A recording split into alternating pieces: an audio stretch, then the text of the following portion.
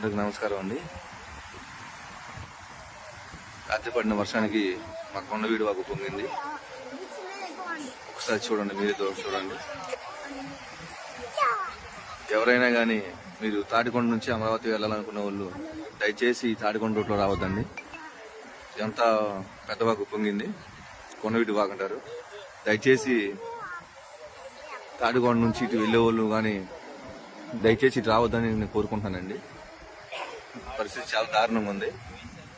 Road కానీ అంత పొలాలు చూడండి, కిలోమీటర్ మేర నీళ్ళు నిలిచిపోయి.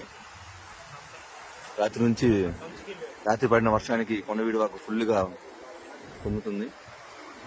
పిల్లోడిని స్కూల్కి తీసుకెళ్దామని వచ్చానండి తాడికొండ. తీరా ఇక్కడ చూసేపాటికి అంత నీళ్లు.